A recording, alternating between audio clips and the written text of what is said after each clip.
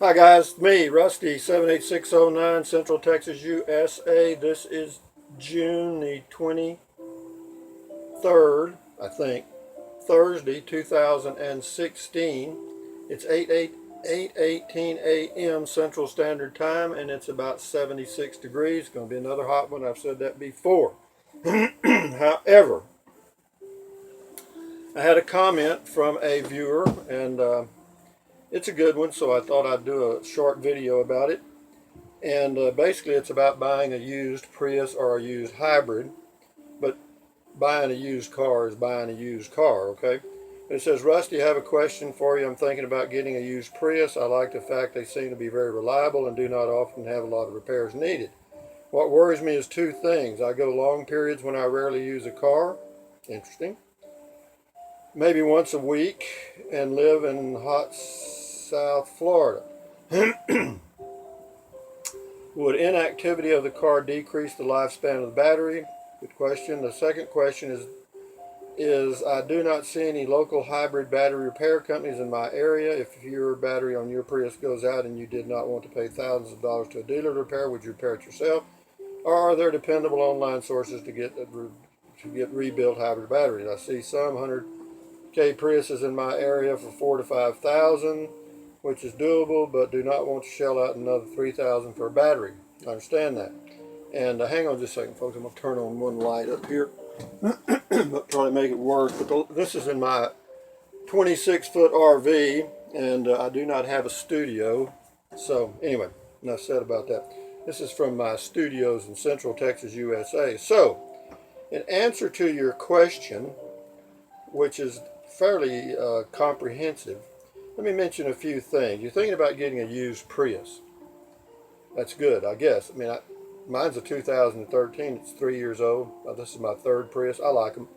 And I think, I've read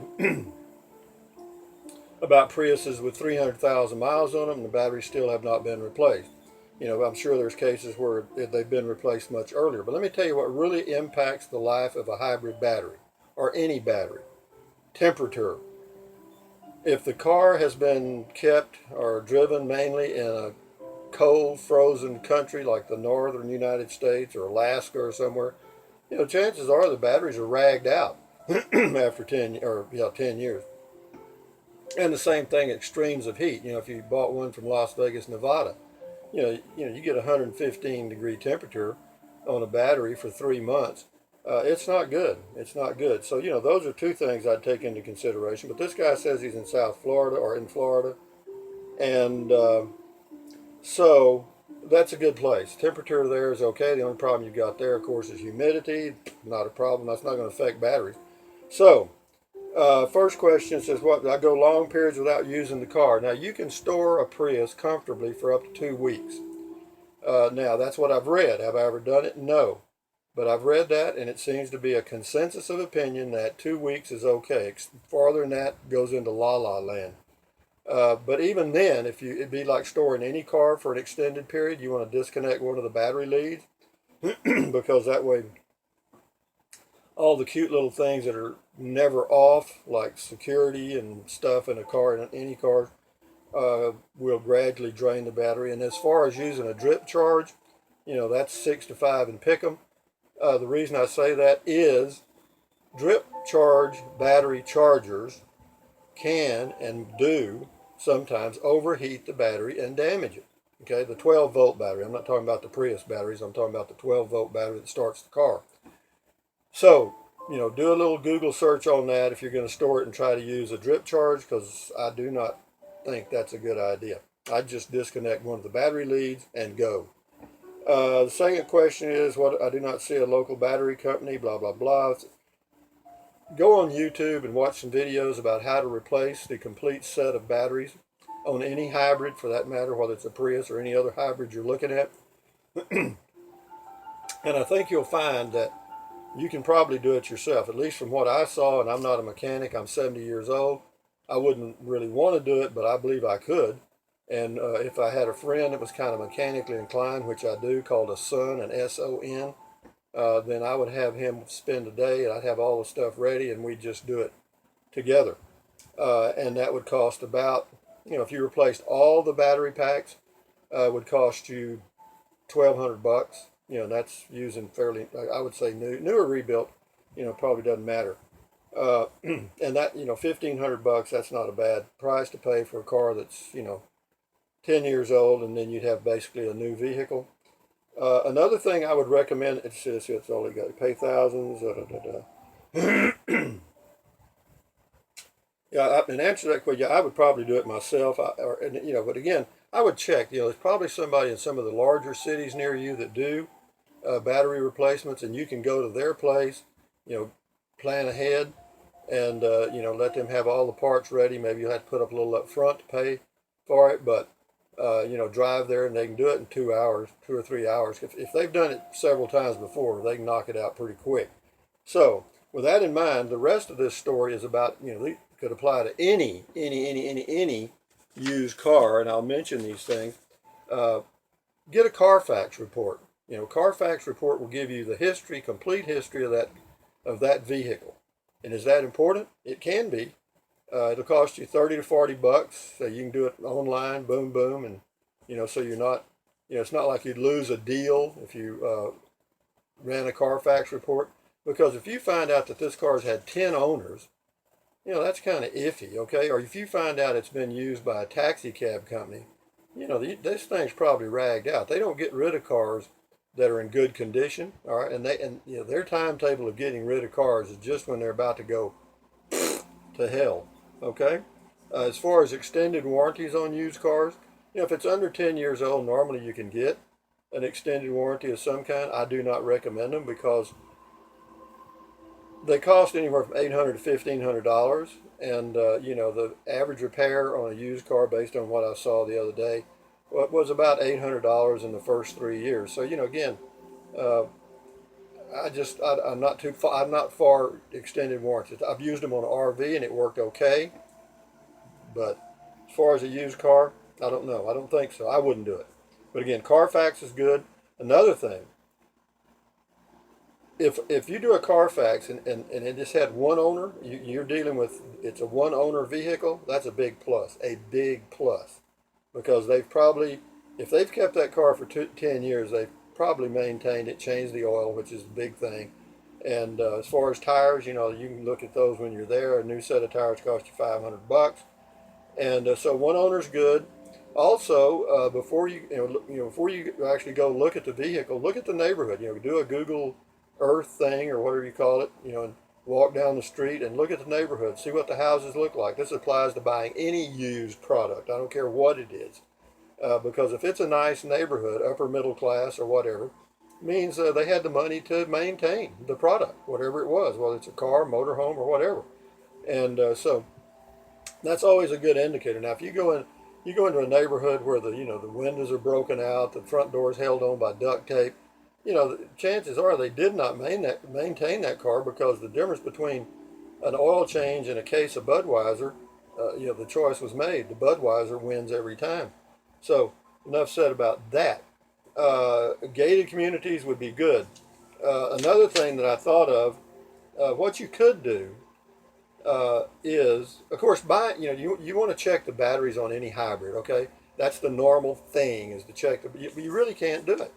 You can buy there's a little thing you can buy. It costs you about $40-50 that checks it checks the computers on the car. I mean, I don't know what it's called. You can find out from a mechanic or somebody.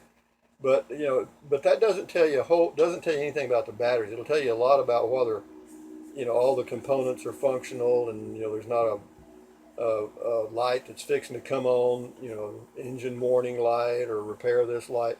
You could always take the car, pay a mechanic $100 to, check it out. That's another thing you can do. But, when you're buying a used car and it's a good deal, some of these guys may not want to fool with all that crap. So, in the real world, you may not be able to do that. Now, here's another thought. Whenever you're buying anything, look at your options. I was a CPA for like 20 years, and I know a little bit about numbers and so forth.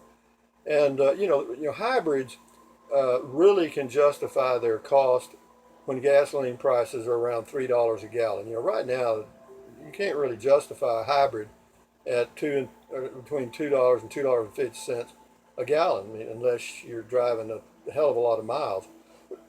Again, but so let's just say you've got you found, if you could find a car, a used 10-year-old car, that you're looking at a 10-year-old Prius, looking at a 10-year-old something else, say a Honda Civic, which is a very reliable car, and see what you think about it, because they get 30 plus miles to the gallon.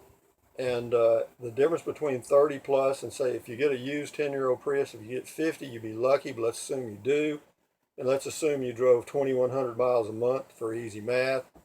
That would be 70 gallons in the Civic, and let's see, 50, about 45, so about 20, say 20, say about 30 to $40 a month in extra gas. If you're driving $1,500 a month, the 30 mile per gallon car versus 50 miles per gallon is going to save you about $30 a month, which is $360 a year. And if you're not gonna, if one of your things is storing the vehicle, hybrids aren't geared for that. They're geared to keep those batteries charged. Now again, 3 or 4 days, maybe a week, take a trip, 2 weeks possibly, maybe once a year. But if this is a regular thing that you're doing, I'd suggest looking at possibly just a used some other type of car that gets 30 or more miles to the gallon, and you probably get a better car or a newer model, because Priuses really retain their value, and it's not only the gas mileage, it's because they're just a damn good car. So compare it to just a regular car. Check the neighborhood. Extended warranty. I'm not for that. Carfax history. Yes, yes, yes. One owner, good. And and then finally, I would say this. Look at a new car. They got some hell of a deals on new cars now. It's you can get a Yaris or a Nissan, whatever they call it, a Nissan Versa. They're what they are. They're just little bitty cars, and they're cheap. And however, they're new. So you can finance those for 5 years. You probably end up, if you put down a couple of thousand, you're looking at payments of $200 a month, in that range. So that's again something to look at. If it's a cash deal, you're looking at, used car is good if you don't want a payment. But be that as it may, I've said enough. Hope I've answered your question, and good luck to you. But just be careful buying any used vehicle, because my philosophy on buying used, and I've got stung, and is sometimes you're just buying somebody else's problems. Not many people want to get rid of a perfect car. Okay. If there's a death in the family and it's grandma's car, that's pretty good reason. But will people lie to you about the reason they're selling the car? Shit, in a heartbeat. In a heartbeat. The Russians have a saying. I was in Peace Corps in Mongolia. I went into Russia one time and I was talking to this guy. One of their sayings is, nobody lies like an eyewitness. I hear you. But, be that as it may. Thumbs up to you guys. Adios, amigo. Carpe diem. Carpe diem. That's new. That's the new thing. It's not carpe diem. It's carpe diem. Carpe diem. Bye bye. God damn it. I'm getting loony in my old age, but I enjoy it. I have a relaxed, fit body. Did you notice that? I mean, I've got a little room to stretch around. My body is comfortable. Anyway, adios. Bye bye.